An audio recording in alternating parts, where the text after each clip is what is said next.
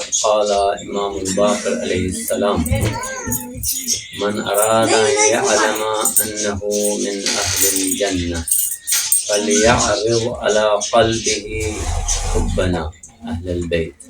درود پڑھیں محمد علیہ. اللهم صل على محمد وآل محمد وعجل. کرام، آپ لوگوں کو زیادہ زحمت نہیں دوں گا.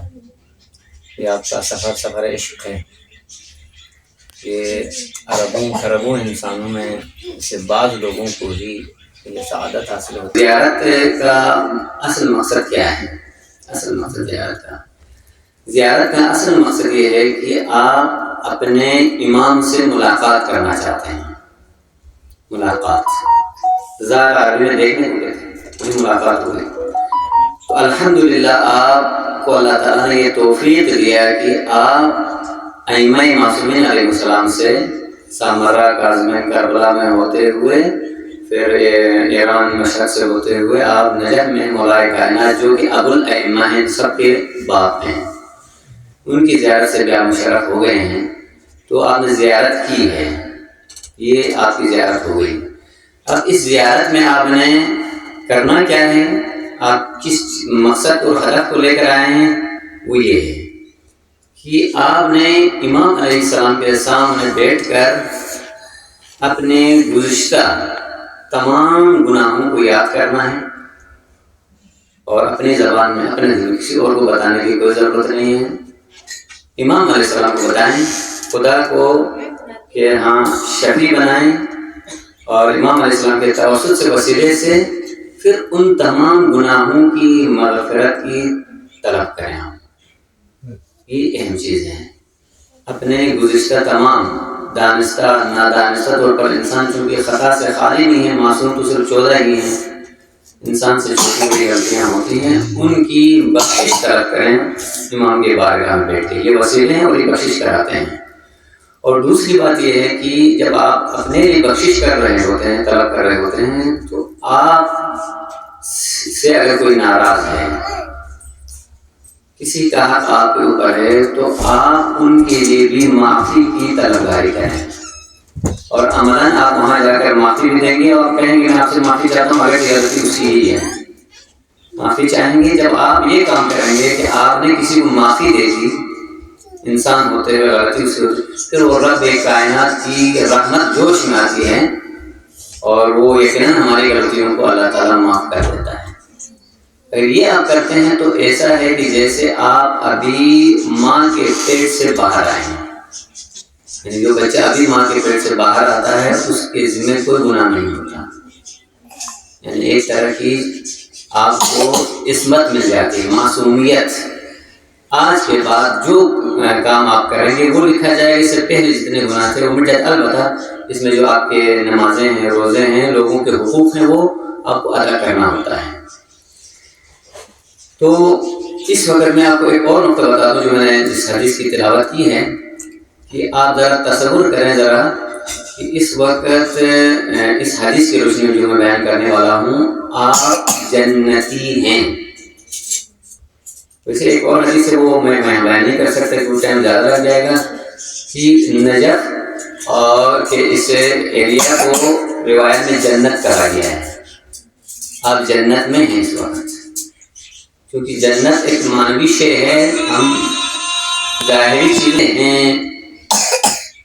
ومن لم یکن زوار الحسین علیہ السلام، اور کوئی شخص مومن ہے، اہل بیت علیہ السلام کی محبت دل میں رکھتا ہے، لیکن وہ امام علیہ السلام کا ظاہر نہیں ہے، تو کان ناقص الایمان، وہ مومن تو ہے لیکن اس کا ایمان ناقص ہے. آپ کا ایمان اور اس کا ایمان برابر نہیں. وہ جتنی عبادتیں چاہے کر لے، جتنی دعائیں کر لے، جتنے خیرات صدقات کر لے، لیکن جو ظاہر حسین کے برابر اس کا ایمان نہیں ہے، اس سے اس کا ایمان کم تر ہے.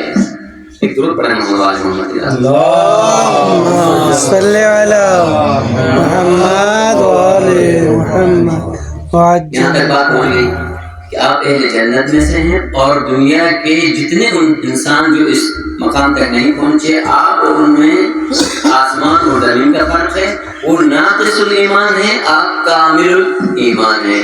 کامل ایمان ہونے کے ساتھ ساتھ آپ اہل جنت میں سے بھی ہیں. یہ میں اپنی طرف سے نہیں بیان کر رہا، امام محمد باقر علیہ السلام کی حدیث آپ کے خدمت میں بیان کی. اب جو آخری ایک دو جملے آپ کے لیے پیغام، وہ اس کے بعد آپ کی جانتے تمام کروں. اب یہ بات طے ہو گئی روایت کی روشنی میں کہ آپ اہل جنت بھی ہیں اور اس میں کوئی شک نہ کریں. ائمہ اہل سنت محب بھی ہیں اور ان سے محبت کرنے والے بھی ہیں اور امام وسلم کے زائر بھی ہیں اور ایک جنت میں اس وقت موجود ہیں اور جنتی ہونے کا اعزاز بھی آپ کو حاصل ہوا اور آپ کے علاوہ جتنے ہیں وہ آپ کے ہم پلہ نہیں ہیں، برابر نہیں ہیں، وہ کمتر ہیں، آپ اعلیٰ تر ہیں.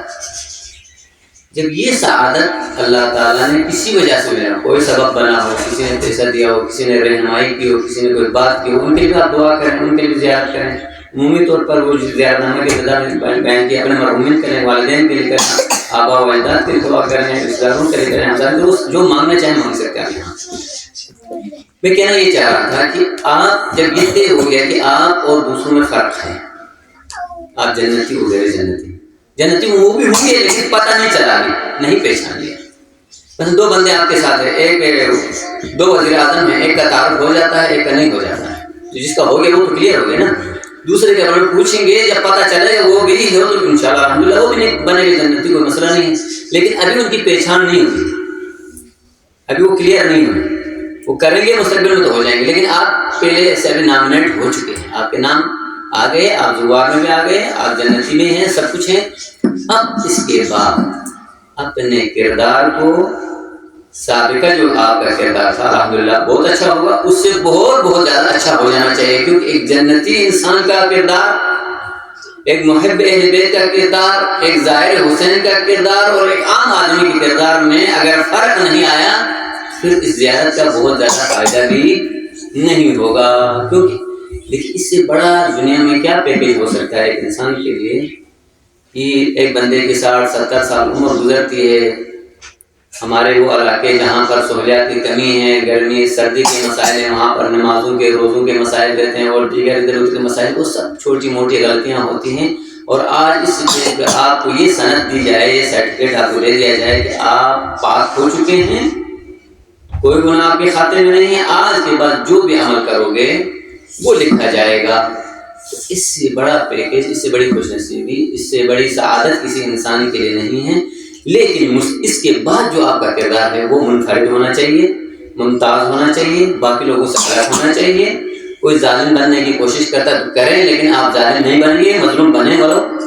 رشتہ داری میں، خاندان میں، دوستوں میں، ہمسایوں میں، مومنین کے درمیان آپ صبر و تحمل کا مظاہرہ کرتے ہوئے ایک امام کے ظاہر ہونے کے عنوان سے اس زیارت کے لیے بھی باعث فخر بن جائیں، امام کے لیے بھی باعث فخر بن جائیں، اور تاکہ آپ کو دیکھ کہیں یہ بندہ پہلے اور اس کے درمیان ابھی بہت فرق ہم نے محسوس کیا. یہاں بہت سارے لوگ آتے ہیں، پہلے بہت گناہگار ہوتے ہیں، بعد میں جا کر بہت اچھے ہو جاتے ہیں، تو وہ کہتے ہیں یہ دیکھیے زیارت کتنی اچھی چیز ہے، دیکھ اس وجہ بندہ تبدیل ہو گیا. تو آپ نے امام علیہ السلام کی طرف آپ نے کچھ کہا نہیں، آپ نے اپنے آپ کو تبدیل کیا، لوگ خود بخود آپ کو دیکھ کے تبدیل ہو رہے ہیں. تو ہم جو زبان سے تبلیغ کر رہے ہیں اس سے زیادہ آپ مبلغ ہیں، آپ خطیب ہیں، آپ عمل کے ذریعے سے تبلیغ کر کے لوگوں کو دین کی طرف لا رہے ہوتے ہیں، ہم زبان سے کر رہے ہوتے ہیں. تو آپ عملی طور پر آج کے بعد امام علیہ السلام کے مبلغ ہیں، خطیب ہیں، عالم ہیں. آپ جو جو اچھا کام کریں گے آج کے بعد، جو پہلے نہیں کرتے تھے، مثلا پہلے نماز جماعت نہیں پڑھتے تھے، اب پڑھتے ہیں. پہلے نماز شب نہیں پڑھتے تھے، اب پڑھتے ہیں. پہلے مثلا روزے کی پابندی ہر مثال کے طور پر کوئی نہیں کرتا، اب کرتا ہے. پہلے اونچ نیچ رہتی تھی، ابھی نہیں رہتی. اس سے پتہ چلے گا کہ آپ روزانہ کی بیس پر ہر لمحے لوگوں کو تبلیغ کر رہے ہیں، خدا کی طرف اور خدا کے دین کی طرف بلا رہے ہیں. اب آپ عام آدمی نہیں ہیں، آپ زوار ابا عبداللہ حسین ہیں، زوار امیر کائنات ہیں. تو اس عنوان کو ذرا آپ جب بھی کوئی گناہ کا موقع آتا ہے، جب بھی کوئی مشکل آتی ہے، جب بھی آپ یہ محسوس کریں کہ یہاں میرے اور دوسرے کے درمیان میں تو کا مسئلہ آ گیا ہے، یہاں حلال حرام کا مسئلہ آ گیا ہے، تو آپ فوراً سوچیں کہ اس مجلس کو یاد کریں. ہم تو اہل جنت میں سے ہیں، اہل جنت کے لیے دنیا کی چیزوں کے لیے لڑنا کیا بنتا ہے. ہم تو امام کے زوار ہیں، ہم زائر ابا عبداللہ کے لیے دنیا کی چھوٹی حقیر اور پس چیزوں کے بارے میں ان سے الجھوں. پھر میں کل امام کو کیا منہ دکھاؤں؟ وہ جو مجھے پاک کر کے بھیجا تھا، پھر اس زیارت کا کیا فائدہ ہوا؟ یہ ذرا آپ تصور کر کے ذہن میں لائیں گے تو اللہ کی مدد بھی آئے گی، امام کی مدد بھی آئے گی، آپ کے مسئلے بھی حل ہو جائیں گے۔ کوئی آپ کے ساتھ برائی کرتا ہے تو یہ اللہ نے کہا ہے مجھے وکیل بنا، اللہ کو وکیل بنا، امام زمانہ ہمارے سرپرستی کرو، اسے وکیل بنا، وہ اسے رسوا کرنا ہے تو رسوا کرتا ہے، ناکام کرنا ہے ناکام کرتا ہے، نابود کرنا ہے تو نابود کر دیتا ہے۔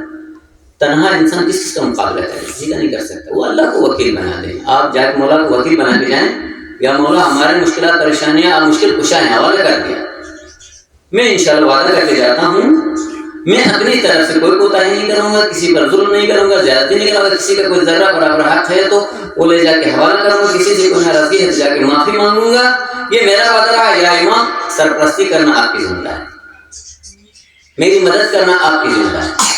یا اللہ میں نے وسیلہ کر رہا تھا، مولا کائنات کو وسیلہ کر رہا دے کے جا رہا ہوں، میں کمزور انسان ہوں، ناتوان انسان ہوں، خطائیں ہوتی ہیں، بھول چوک ہوتی ہے، میری مدد کرنا، مجھے میرے اس اجر زیارت کو ضائع نہ کر۔ جو روایت بیان ہوا اس جنتی ہونے کے بعد جنت سے باہر نہ کر دے۔ ابلیس کیا ہوا؟ جنت میں تھا، فرشتوں کے درمیان تھا، دھتکارا گیا، اپنے کرتوت کیا۔ یا اللہ مجھے ابلیس کی طرح جنت میں آ گیا، جنت میں رہا، جنتی کہلایا، لوگوں نے بتایا بھی، اب میں اس کے باوجود ابلیس بن جاتا ہوں، جنت سے دھتکارا جاتا ہوں، تو مجھ سے بڑا بدبخت کوئی نہیں ہو۔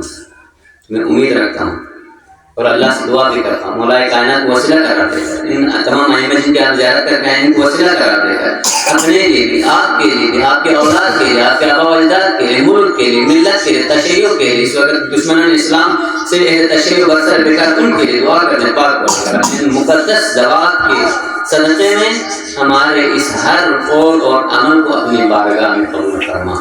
پاک اور اس کے جتنے ثمرات ہم نے بیان کیا ہے، اس ثمرات کو حاصل کرنے کی کوشش کرنے کی توفیق عطا فرما۔ پاک اور ہمیں اس پاکیزگی کے ساتھ، اس پاکیزگی کے ساتھ جیسے ہم ابھی بطن مادر سے باہر آئے ہیں، اس طرح کی پاکیزگی جو روایت نے بتایا، اگر اس طرح پاک ہوئے تو پاک اور اسی پاکی کے ساتھ اپنے بارگاہ ملاقات کی توفیق عطا فرما۔ پاک اور ہم سب کو شہادت کی موت نصیب فرما۔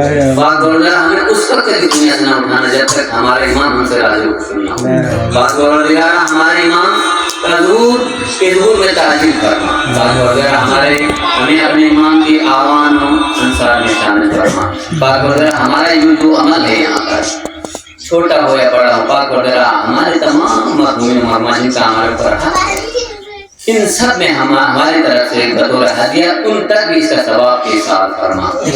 آخر میں جتنے مومن یہاں بیٹھے ہیں، میری مائیں بہنیں بیٹھی ہوئی، پاک وغیرہ ان کی کوئی شرعی حاجت ہے اس کو اپنی درگاہ میں پوری فرما۔ پاک وغیرہ کی کوئی مشکل ہے، بحق محمد وآل محمد، بحق امام زمان، بحق مولا کائنات، ان کی ان تمام مشکلات کو دور فرما۔ پاک وغیرہ جن لوگوں نے آپ لوگوں کے ذمہ دعائیں لگائی ہیں، ہمارے ذمہ دعائیں لگائی، زیارتوں کے لیے پاک وغیرہ ان سب کی حاجتوں کو بھی پورا فرما، ان سب کی مشکلات کو دور فرما۔ پاک وغیرہ عالم اسلام کو فتح و نصرت عطا فرما، شریعان حیدر کرار کو فتح و نصرت عطا فرما۔